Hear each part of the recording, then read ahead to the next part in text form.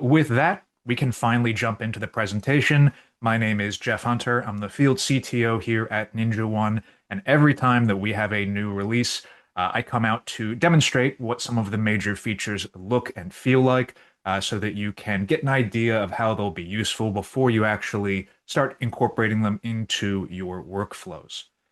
Now, I know the big question that everybody always is going to have is, when do I get it? When does the release actually come out?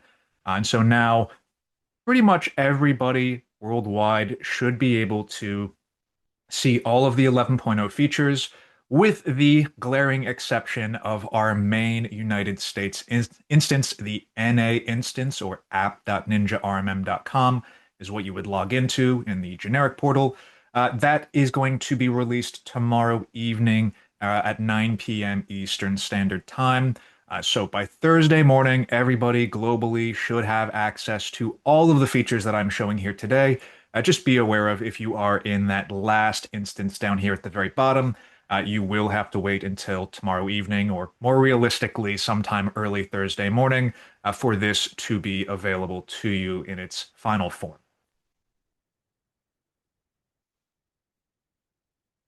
Now, today, in terms of what we are going to cover in the 11.0 release, we have some template library updates. There is also a new run permission for the role-based access control that I think is a big benefit in terms of enforcing least privilege. Our long-term data retention graphs are expanding from early access into GA. So now you'll be able to review the trend lines of CPU, RAM usage, network adapter traffic, disk metrics over not just the past hour, but up to 90 days in total. And then, of course, we also have the Microsoft Intune integration. I did a separate webinar on that last week. And I think, JP, if you could maybe post the link to that in the chat or using the resources, that would be a much more expansive deep dive on the Intune integration, but I'll definitely be reviewing it today. We'll also talk about operating system deployment, the ability to capture an image and then deploy that image out to many devices. This has been something that we've heard for a really long time in terms of a request, so I'm really happy that it's finally in a generally available state. We also have seen an expansion of Dropsuite NinjaOne SaaS backup, incorporating additional dashboards into the NinjaOne platform, as well as now offering Entra ID backups. So if we look at SaaS backup and the Archiver product as being what gives you the ability to back up the work product of someone, Entra ID is more about backing up the user's settings themselves, so that if there's ever a misconfiguration or something happens, you have that ability to restore the actual user and their permissions, not just the work product that they create in terms of things like emails or documents, which we, of course, can already back up. There's some vulnerability management enhancements, specifically in that we now are tracking the CVEs for software patches, and those outstanding patches that are tied to exploits, they'll now be reflected in the vulnerability health. So whenever there's a software patch identified that remediates a particular exploit, the absence of that patch being applied will be reflected in our vulnerability manager, just like we have previously done with Windows operating system patches. Whenever those patches are missing, we say, hey, this patch remediates an exploit. Because that is not present, we know that you are, of course, subject to this exploit and potentially vulnerable.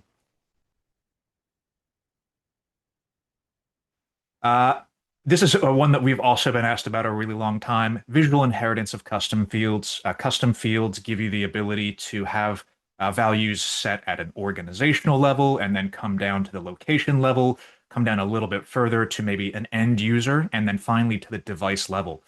So you have this inheritance tree, but one thing we didn't have was the visual propagation of those values from that were set at a higher level. So if you had set a value at an organization level prior to the 11.0 release, you wouldn't actually see that at, say, the location level or the device level. And so now you get that consistent experience where the value carries through visually, and you can actually see if a value has already been set at a higher level.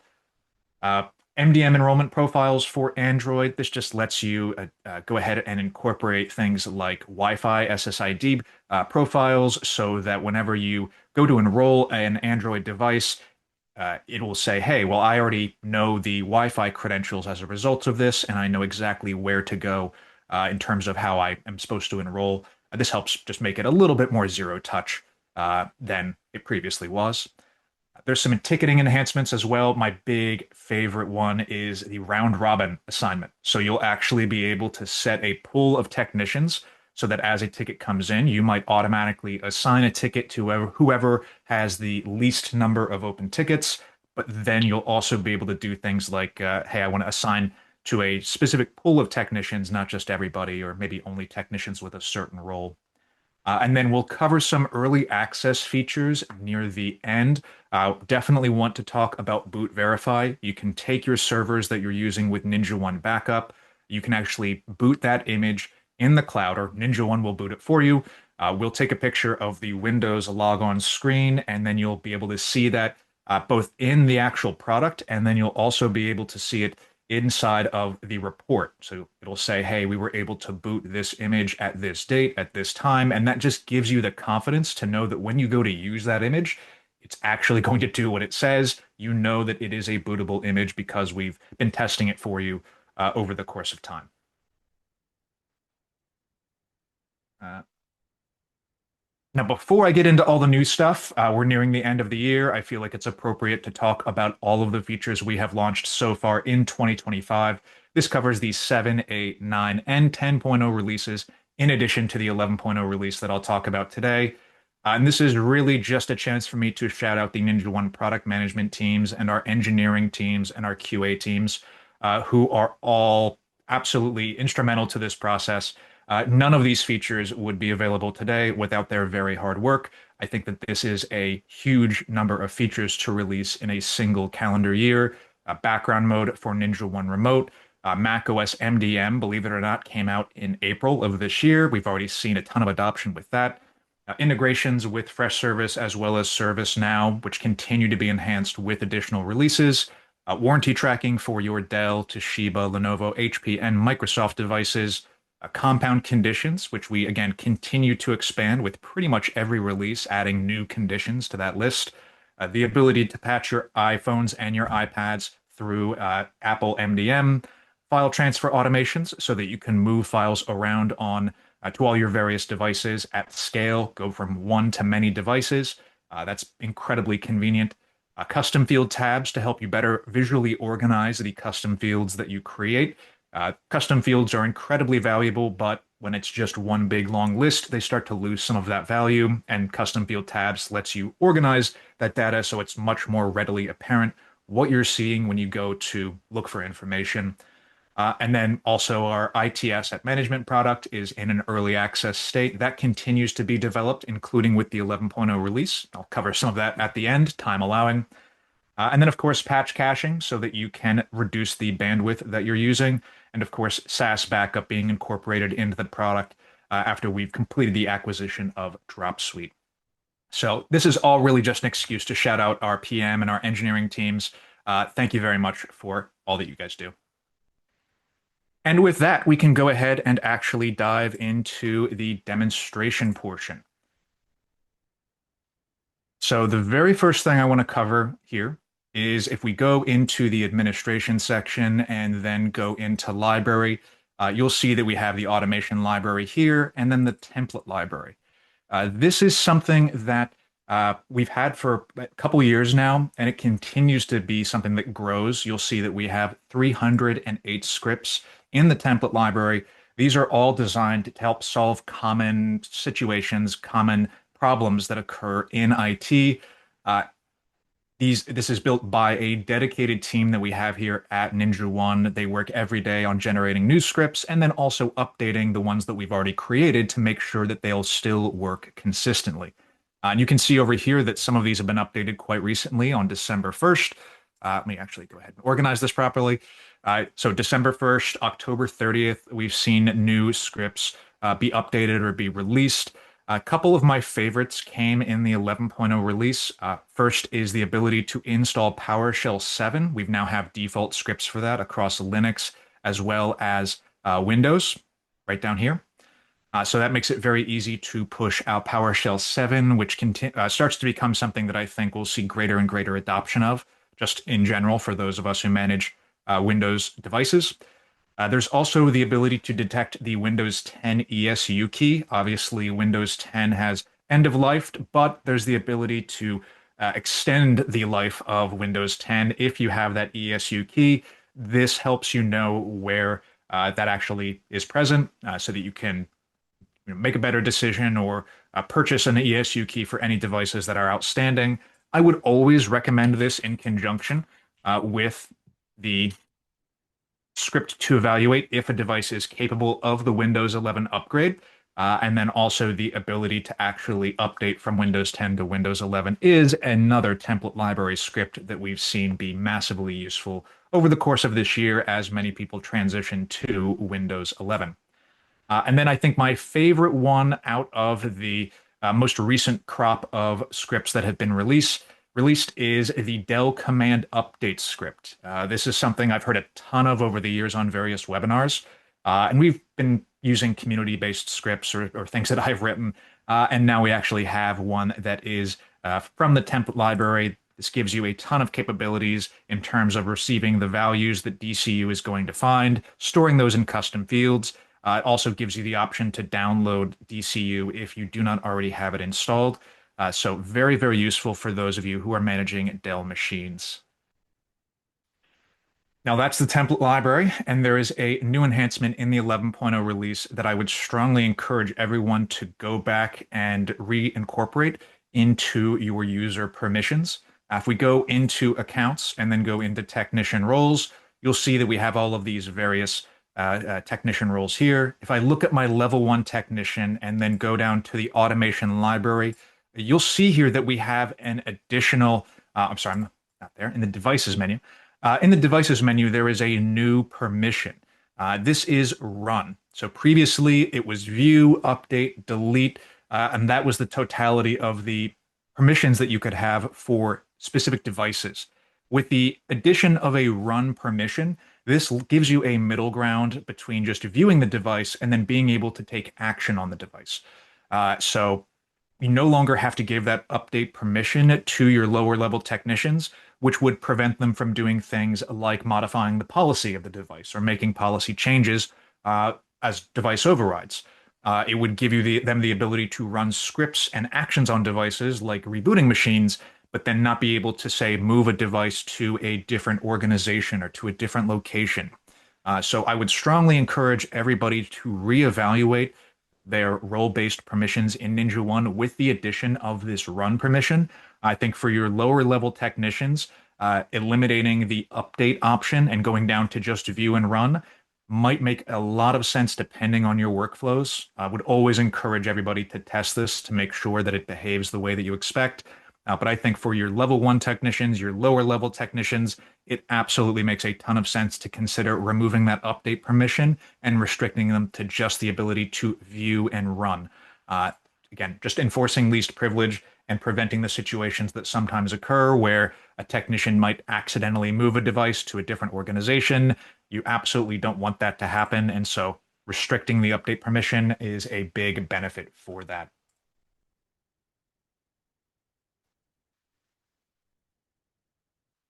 Now, the next thing I want to talk about is reporting. So if we go into the reporting section, we can go into here and create a new summary report. I'll just go ahead and say this is a test report. I'll have to make sure to delete it later. And we'll create from our regular template here. Now, this is not new. Creating a report is not new. What is new is the ability to add in custom data tables into these summary reports. Previously, data table reports, which still exist in the platform, they give you the option to send out data in a CSV format, which is good in certain situations, but for others, it's not ideal for data presentation, especially to your clients if you're an MSP. And so what we've done is we now allow you to create these data tables inside of our nice, pretty PDF reports. So it doesn't have to be in a CSV format. And so I can go ahead and select my various columns right here. What do I want to be visible? A certain piece of software. Maybe I'll go ahead and add in Google Chrome right there. And you can see that would add a column right here, which would be visible inside of my uh, report. And so you can add all these various columns in here like so. And if we close out here, because I don't want to have to create a new one, and if we go into the warranty report, you can see that I have my standard report right here, all the things that I'm used to. And if I go down to the very bottom, you can see here that this is what one of those data table reports would look like. You can see I have my different devices, my various servers, and then here's the columns that I've customized to be a part of this. In my case, I've added in the warranty start and the warranty end dates so that I can see what devices are within or outside of warranty. Actually, I liked it so much I did it twice down here. Uh, and so this is just a much better presentation of the data versus a CSV report. It is all in one. You don't have multiple files, so you wouldn't have some data in a PDF report and then some in a CSV. You just get that nice holistic experience.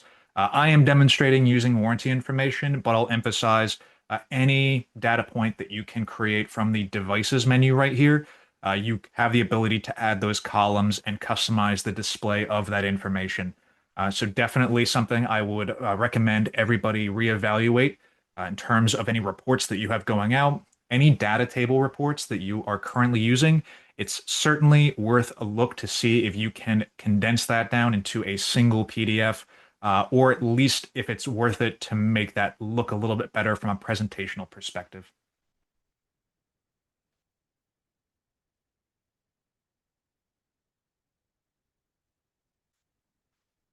Now, I'm going to cover a few features that have been in an early access state, which basically just means that anybody can get it turned on. You just have to ask for somebody to flip the switch at NinjaOne. But now these features are moving into a generally available state where they're just going to be in the product where anybody can take advantage of them if they feel like. And the first feature I want to talk about is the Intune integration.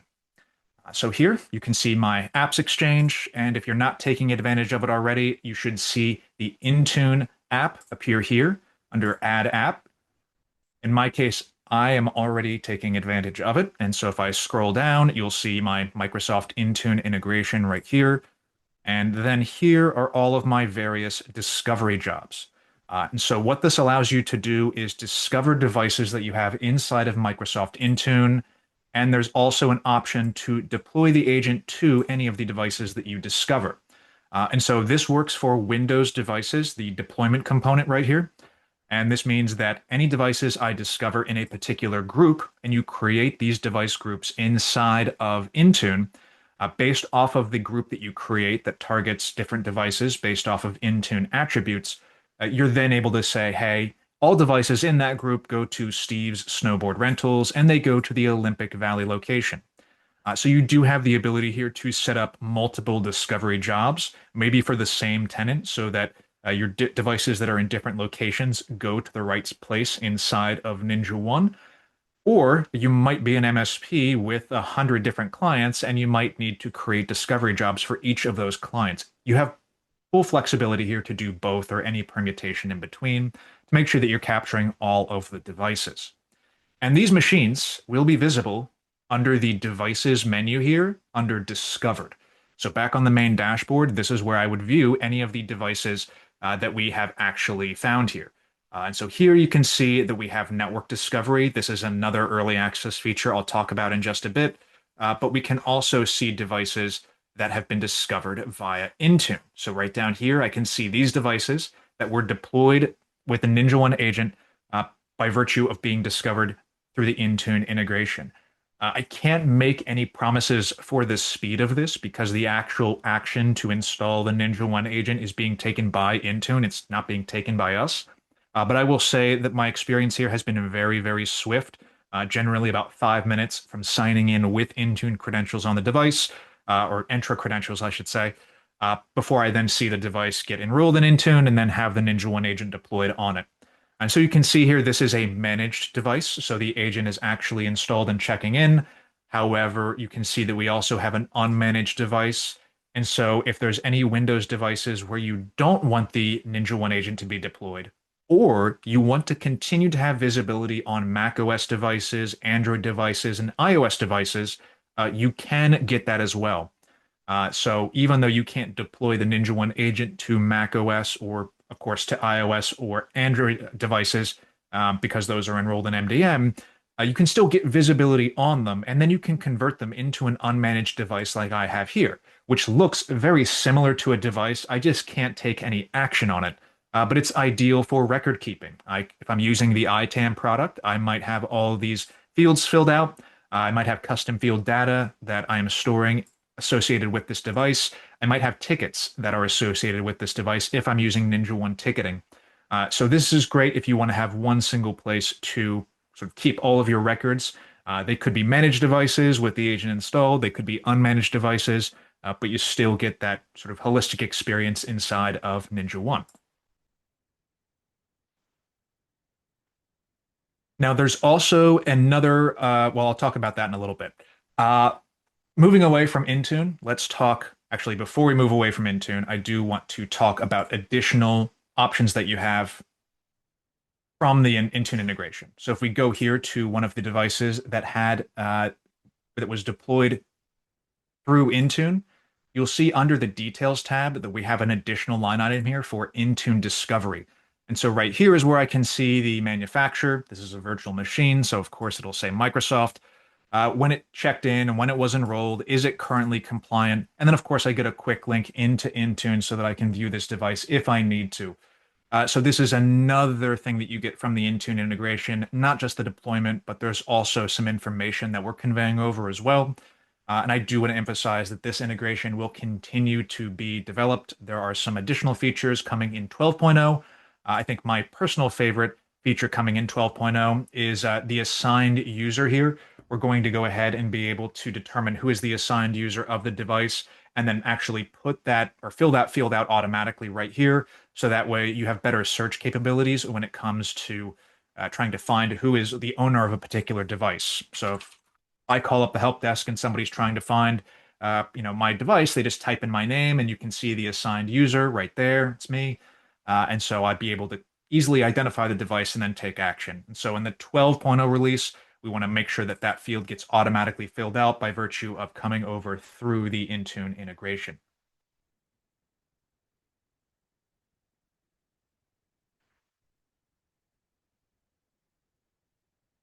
So now we can move on from the Intune integration and go into the Details tab again, but here we're going to see the long-term data retention. So for a long time, historically, NinjaOne has offered 1 hour of trend lines to show you, CPU consumption or RAM consumption over that past hour. You can see now that we've expanded this. This should be available to everybody. There's nothing to turn on. It's just automatically on. You can see here that we now get additional levels of filtering in terms of looking over time. It could be the last hour, it could be the last day, it could be the last week, it could be the last month, and it could be the last 3 months, the last 90 days. And so if we change there, you can see exactly when this device actually got brought in to NinjaOne. It was not very long ago. So if I switch back to this device here, you'll see probably a significantly longer tail here. Yeah, going back to late October now, I can see the sort of up-down status of utilizing the CPU, and that carries over into memory. It carries over into our disk metrics here, and it also carries over into our network adapter traffic.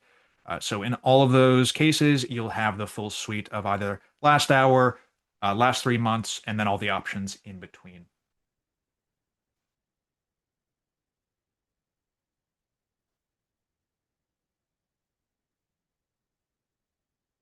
All right.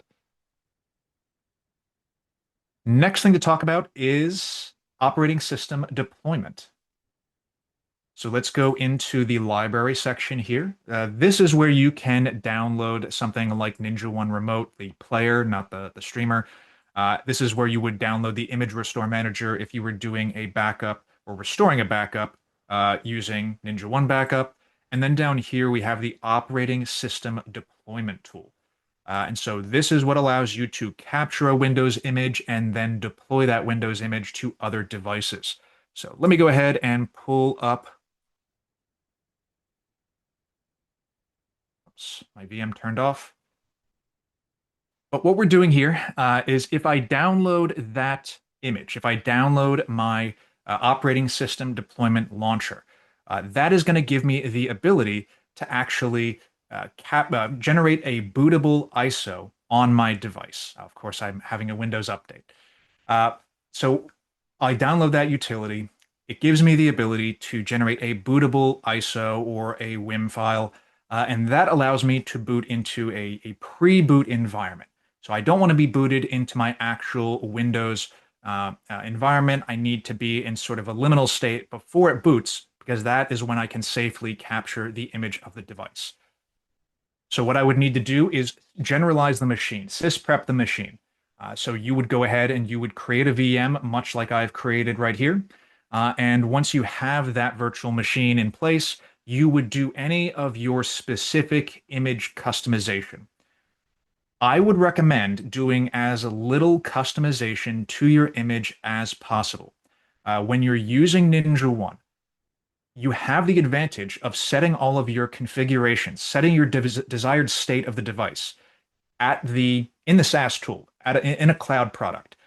And to me, that's way more beneficial to make your changes about what your desired state is inside of the NinjaOne app as opposed to doing it inside of the image. If I do it inside of the image, anytime I need to make a change, I have to go through this process again.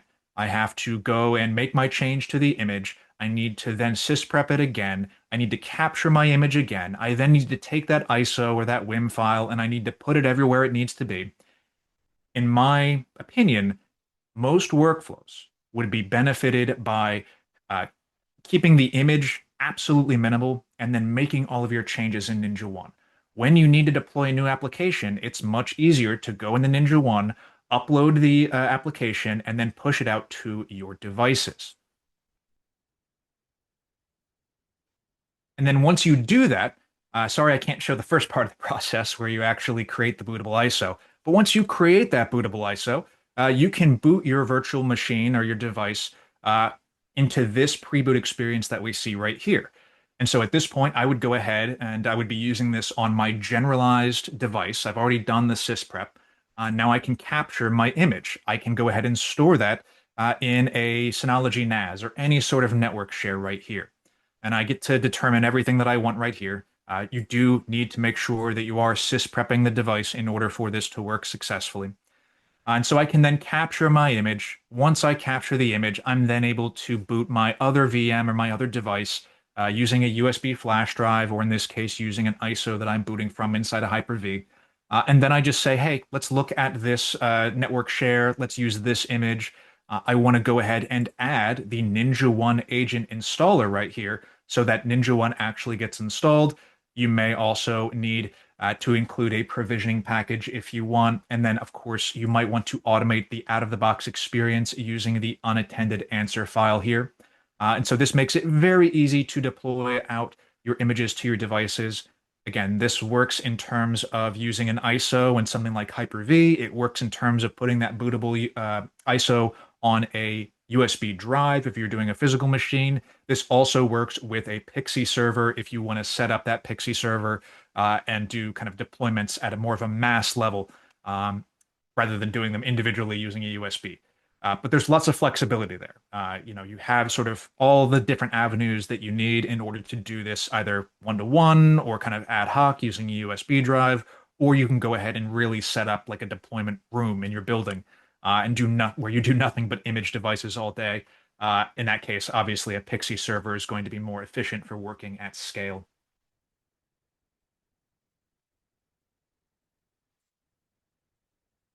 Zachary says, can it be cloud deployed using Ninja servers to reach a remote device for re-image?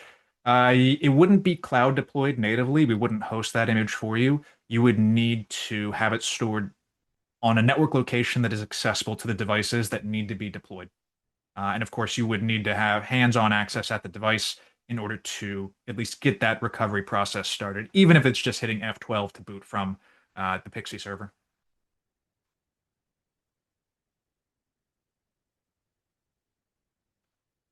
All right, let me check my time here. All right, we're about halfway through, so let's continue on.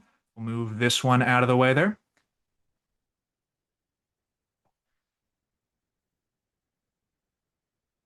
Oops. There we go. Let's look at SaaS backup a little bit. So if we come in here, you'll see that we have NinjaOne SaaS backup. The actual first thing that I want to talk about here is bring your own Dropsuite. So let me go ahead and move this over here. This is a different environment where we haven't actually set up SaaS backup yet, which is important because in order to do bringing your own Dropsuite, you have to start from scratch. And so you can see right here, you can either use NinjaOne or you can go ahead and connect your existing Dropsuite account.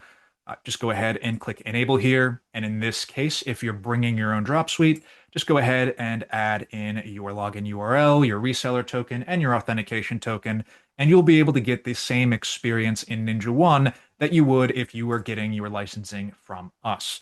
And so experience is the same there. You can see once it is created, we can see our various organizations here. If I need to go look at a particular customer, I can go ahead, say, yes, let's go ahead and manage their services, or maybe I need to do a restoration here. And so this will actually single sign on you into the separate portal here. You can see I've got, all my different emails here. I can go ahead and view, see my emails, select one of them, restore, download, migrate to a different account. And then you get this for SharePoint, you get this for Teams, you get this for your tasks and your contacts and all of that. You get the ability to go ahead into OneDrive, find a specific file or find a specific folder, and then do the restoration there. You also get the archiver option. So if you wanted to have the ability to back up private chats inside of Teams and then also get more real-time journaling of emails as they come in, that is absolutely something you can do, but it does require the archiver product in addition to regular NinjaOne SaaS backup. And then with the new 11.0 release, you also get the ability to back up Entra as well. And so if we come in here, you'll see all of our various users who are being backed up right here, right there. You can see we even have a backup running right now. And then I can go ahead and again, quickly get into restore services here. Again, just gives you a nice holistic experience. And you can now get that whether you have your licensing with Ninja or whether you're getting Dropsuite or NinjaOne SaaS backup from a different provider or reseller, I should say.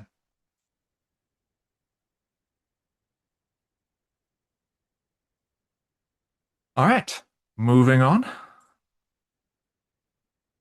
Let's talk about Boot Verify. This is an early access feature. And so early access means that it's available, but you have to ask somebody to turn it on. So again, if you are already on the 11.0 release and you're interested in this feature, you do need to reach out to your account manager and ask them to turn it on for you. It's not going to be available like everything else that I've shown here today has been. So let's go into administration, let's go into policies, and let's go into a server policy. It is important that this is a server policy because boot verification is only offered for image backups on Windows servers. And you'll see it right here. We go into image and then go down to the bottom. Right there, we can see the boot verification option right here. We can test the operating system volume and we can determine if that should be weekly, bi-weekly, or monthly. And so all of these tests are just done automatically. Uh, However, it does need to be a server. It doesn't actually have to be a server. You would have to tell NinjaOne to treat a workstation as a server if you wanted to take advantage of this. But in the world of Ninja, you have to be leveraging a server role. So right here, Andy's laptop, I can check the box there.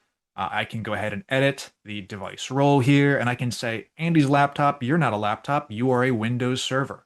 And at that point, once I make that change, I would be able to do the boot verification process there. But be aware, you would also be charged for a server backup license.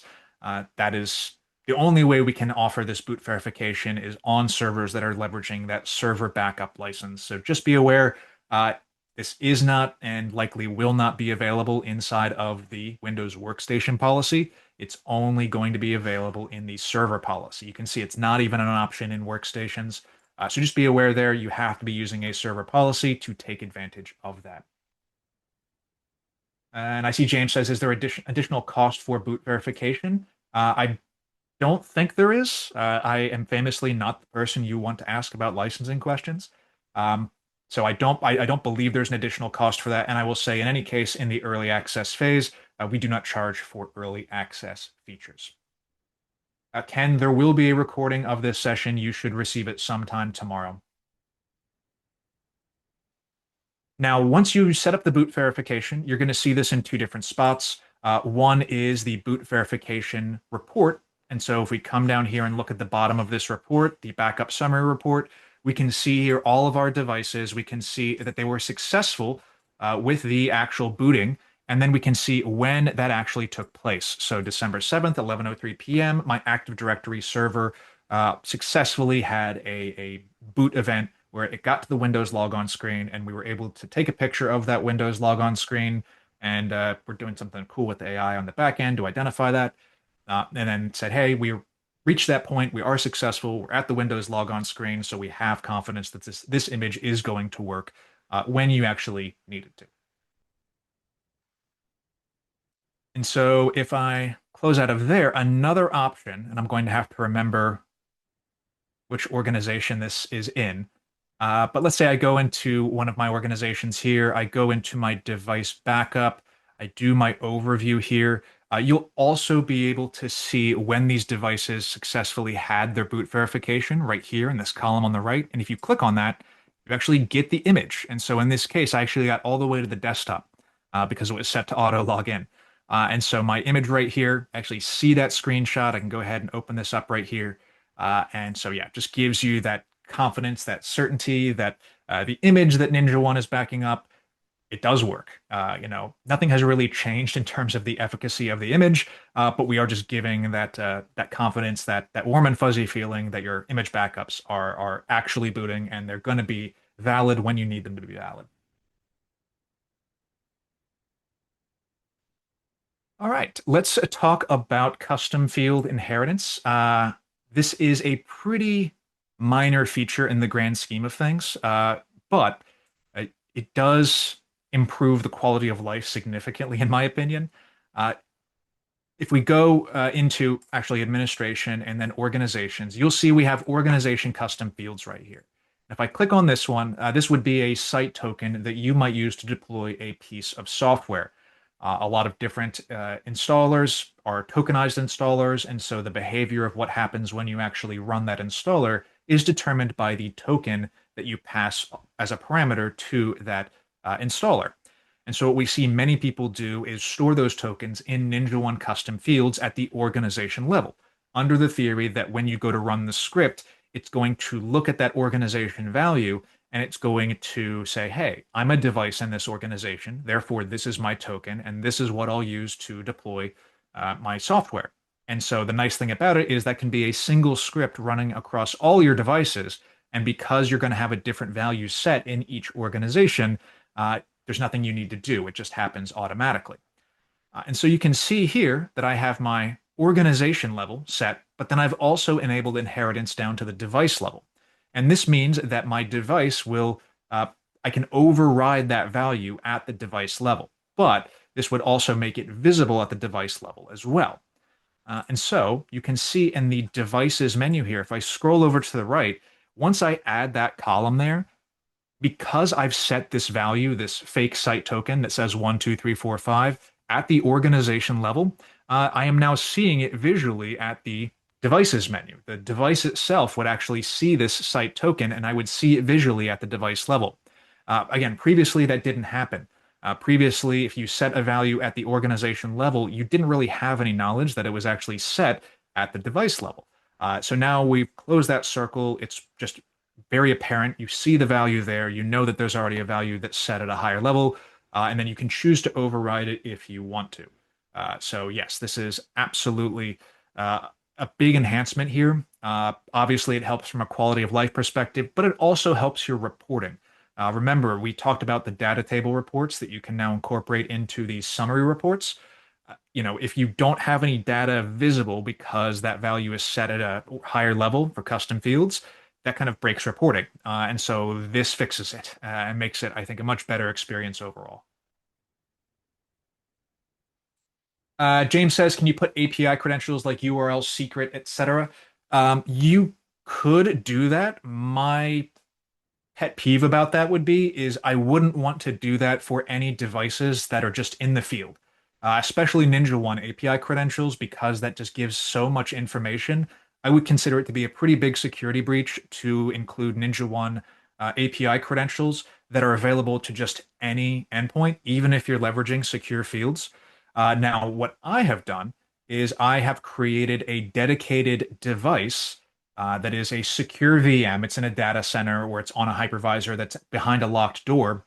And in this case, I'm leveraging custom fields inside of API credentials because I know that this VM isn't accessible to anybody else, not just anybody using it. It's securely held inside of my data center. So I know that nobody's going to be able to get to these credentials. I've kind of locked off that device. So I would not recommend using custom fields to push out API credentials to just any device, especially NinjaOne credentials. But if it's a device that is secure, that you've taken, additional steps to make sure that not just any regular person is using this device, that does become a more secure option at that point. Android MDM enhancements. For starters, zero touch enrollment. This is if you're using Google's zero touch. This is not something that everybody can use. I believe you can only take advantage of zero touch connections if you are purchasing your devices from an authorized reseller and the authorized reseller has the capacity to upload those devices via API so that the zero touch will work. So if you are using one of those authorized resellers, this could be a great option for you. But if you are not one of those authorized resellers, or you're not leveraging that authorized reseller, then this is not going to be something that you can take advantage of because you just aren't able to per Google. However, another option that we have here is creating additional profiles. And so right here, we can set our token expiration, kind of the basics of our settings here, like time zone and our usage type. We can also determine our provisioning settings so that as we're enrolling this device, do we want to enable system apps? Do we want to use a mobile network for provisioning? Do we want to let this be provisioned offline? A couple of other options here. And then we can include the Wi-Fi settings as well. And this means that when you go to scan a QR code or you use this enrollment profile through something like Knox mobile enrollment or any of the other sort of enrollment profiles that are in use by Android. Like Elo has their own, Zebra has their own. I think it's Stage now or Stage Center or something like that. In any of those cases where you're using those out-of-box experiences and you want to go ahead and have NinjaOne enrolled through them, you could go ahead and push the Wi-Fi profile so that as the device is enrolled in NinjaOne MDM, it automatically is using the Wi-Fi network to complete the process of enrolling rather than you having to enter the Wi-Fi network manually if you're doing like a hands-on setup.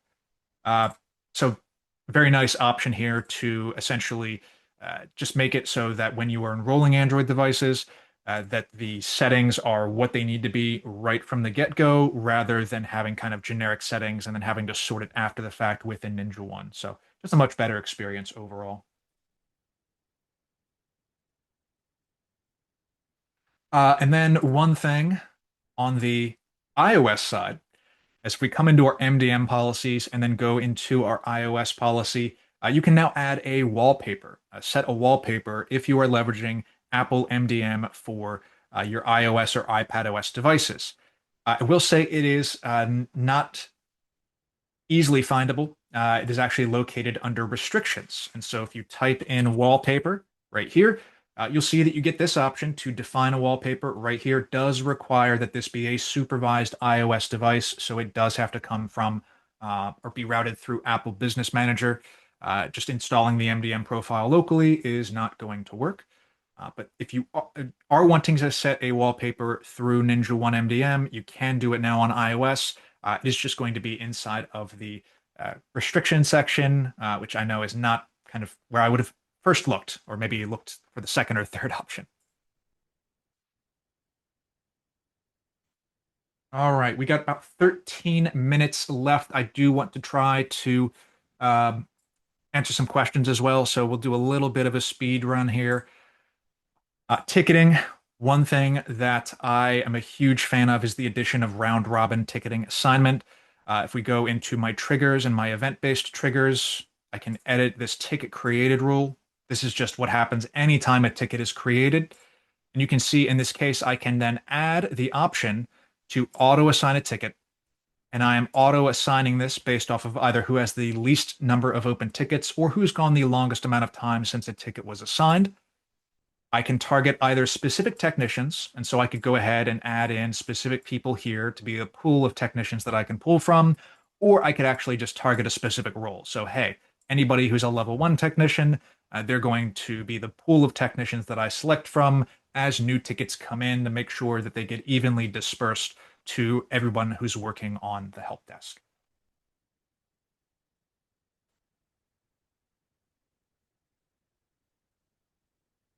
Oh, and another option here is the addition of new notification channels that you can use inside of ticketing. We have had Teams and we have had webhooks for quite some time, but you had not been able to leverage them for ticketing automations like this. So if you would like to, say, alert somebody in Teams that there is a new ticket, this would be a great option for this. Or if you had to push to a specific channel to alert for some reason, like maybe critical alerts for servers that are down or something, can absolutely do that. So another nice enhancement here, the addition of both Teams as well as webhooks for use as notifications inside of ticketing.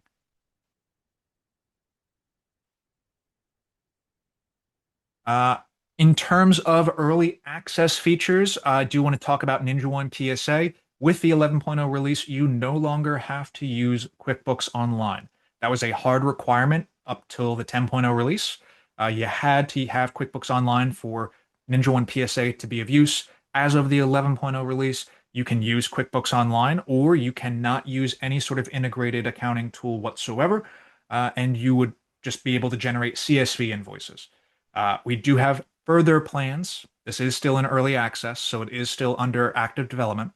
We do have further plans to add in API endpoints so that you can create your integration with any tool out there. But for now, you no longer are tied to needing QuickBooks Online, so this can be something that's more widely used. We have also added in the ability to use block time as well. So if you want to assign clients a different amount of time that they have as a part of your contractual obligations, that allows you to go ahead and use up these, let's say, 10 hours that they have included with the contract every month. And then once they exceed that amount of time, that 10 hours, you're then able to charge a different amount of time for the time that's not included with the original contract. Uh, Question from Daniel over here. So it's not possible to auto assign tickets based on other markers like departments or the type of request. You can, but you just need to create additional automations inside of NinjaOne to target for them more granularly.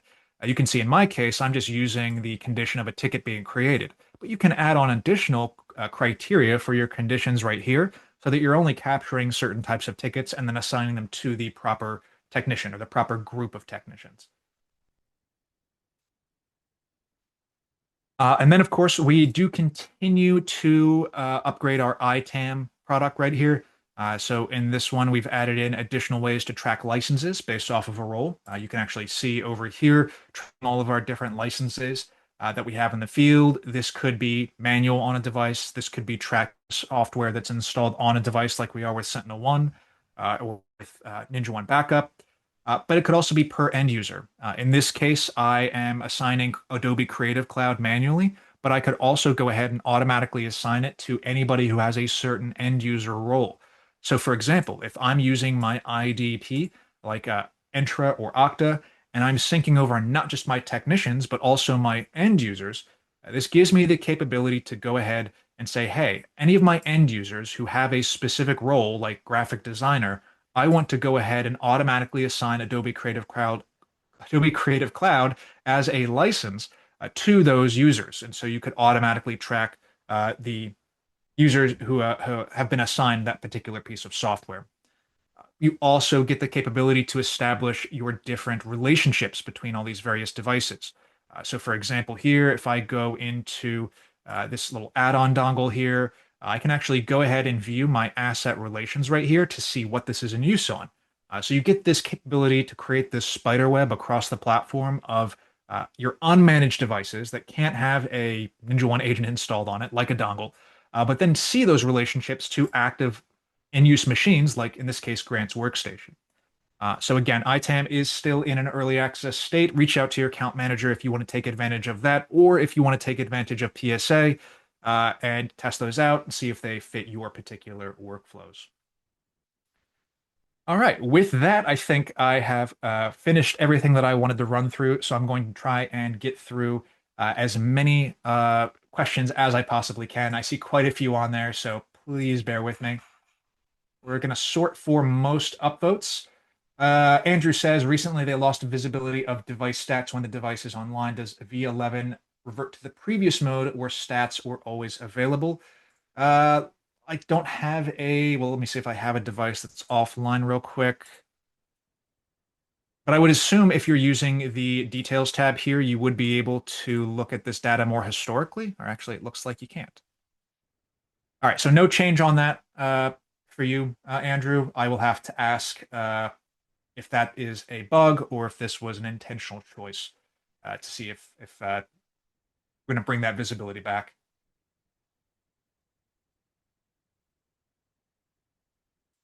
Andrew says, another question from Andrew. Any news on an official MCP server from Ninja? We are working on it, but I don't have a timeline. I would expect sometime in early 2026, you would see MCP from NinjaOne.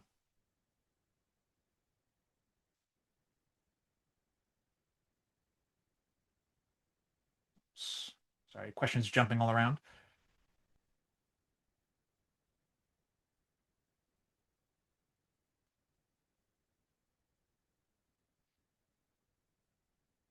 Joshua says, are there any plans to support other SaaS backup solutions for integrations?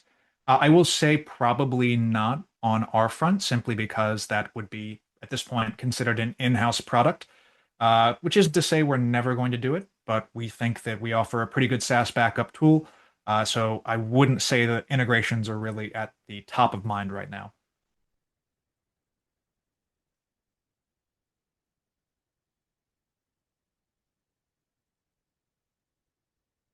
Corey says how to add the license management tab on the left bar. Go into administration, go into apps, and enable the NinjaOne IT asset management tile that you see right here.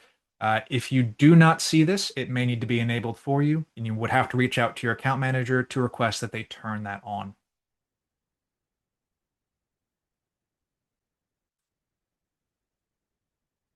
Val says, are there any plans to add in a key vault for allowing automations to pull keys and credentials from there instead of having to keep them in the automation file? So in that case, I would recommend leveraging a custom field. You do have the option to create these secure fields, which store the information, not in plain text, hashed out, so you can't view it without inserting MFA. Or you can have an automation retrieve that value as needed. So I would just again want to make sure that you are not adding anything too sensitive in here. Like I said, I consider NinjaOne API credentials to generally be too sensitive to put on just any device. But for example, if I was leveraging a specific token for a GitHub repo or something like that, where I wanted to be able to make a specific call and I had adequate permissions to restrict the misuse of that token, then yes, this would absolutely be something that could work for you so that you do not have to store the credentials in plain text inside the actual script file. This is a nice way to obfuscate that that doesn't occur.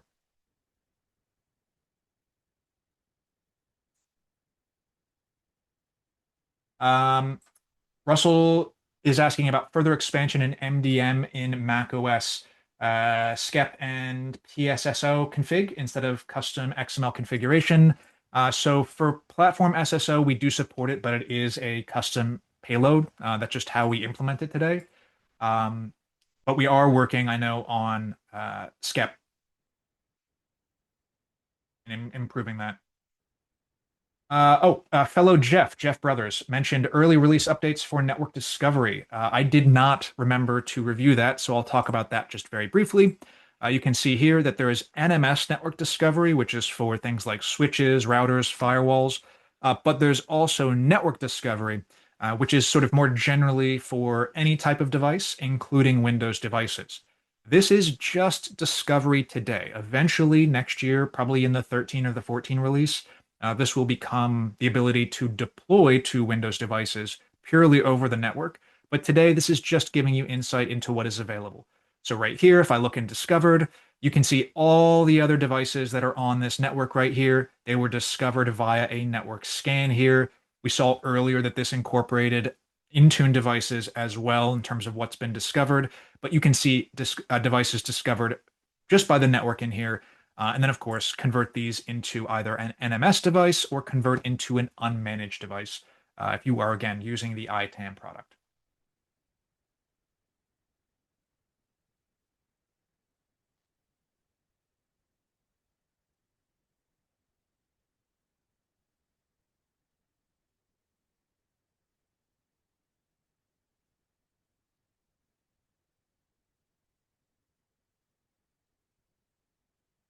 Scott says, is there a way to see what automations a script is assigned?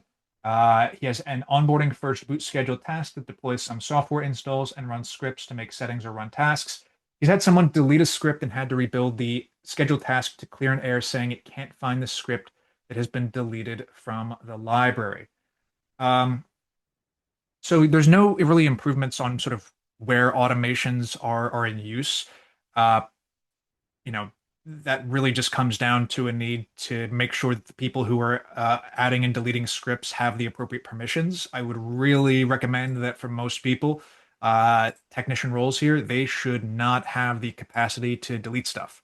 I know that's not always realistic. I know sometimes the amount of work just means that's not feasible. But generally, I really like to ensure that only a system administrator is going to be able to do things like delete scripts. For this exact scenario, people don't always know what they don't know. So yeah, no real improvements there. You would just want to make sure that people don't have those permissions in most cases. And I would say that, you can always come in here, and if you have multiple automations occurring as a part of a script, you can always go ahead and remove the bad one and then add the new one that's been recreated back.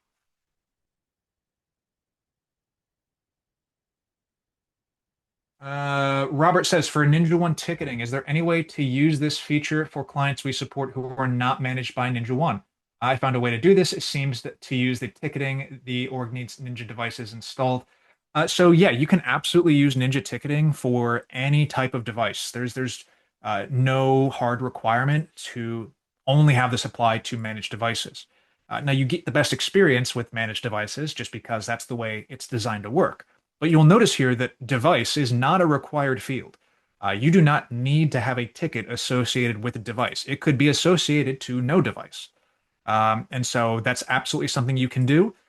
You can use the quick connect feature right here to connect to devices in an ad hoc way. And if you're using NinjaOne IT Asset Management, you would also have the ability to create devices that are unmanaged. So if I reset here and I go and look at my unmanaged devices, I can go down to this non-managed computer that I connected to with Quick Connect.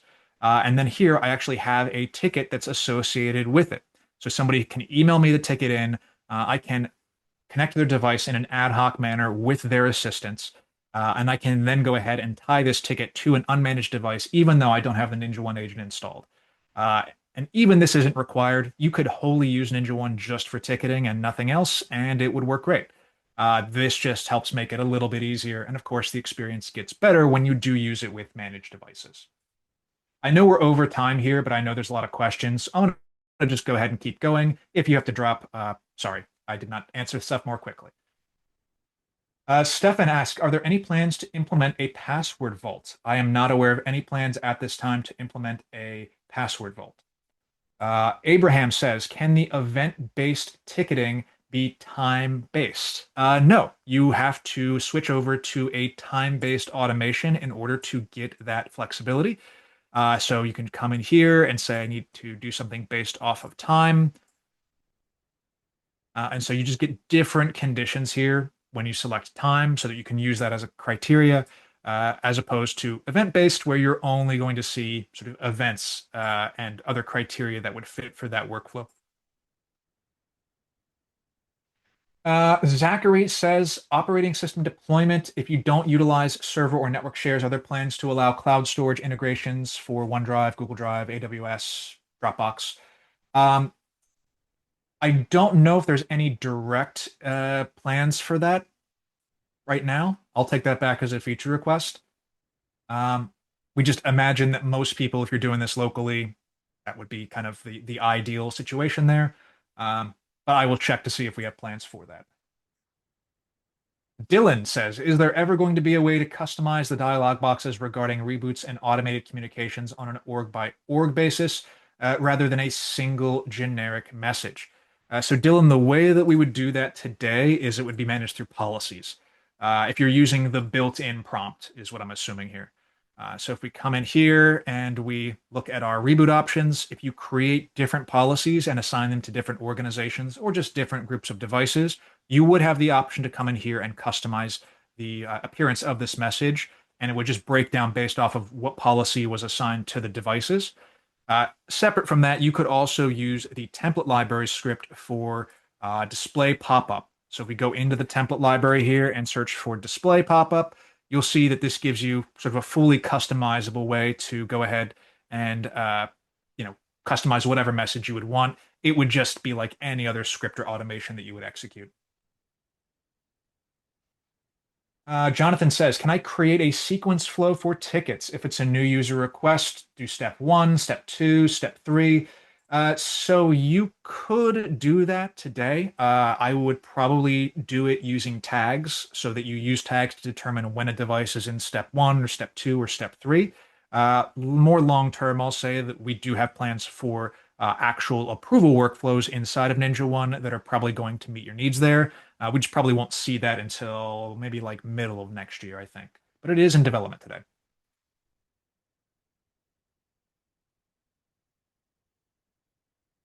Corey says, is there a time-based automation that goes off of the time of day, not time sense? Uh, I think we have something planned for that, but I don't think it's going to be available until the next release.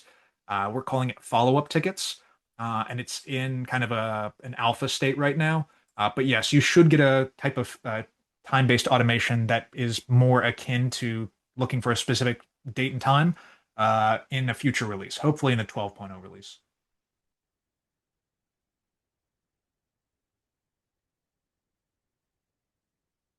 All right. Okay, I'm definitely over time now. I'll go take last question from Daniel. What about chatting to a customer through their device without having to remote in and use chat? That is absolutely in active development, and we hope to see that in 2026. So I definitely think we'll see that in 2026. Uh, yeah, don't want to tie a specific release to it because I don't know, but I know that's been a much requested feature. I know that our team is actively coding that as we speak. I think I've even seen a POC, so it does actually exist.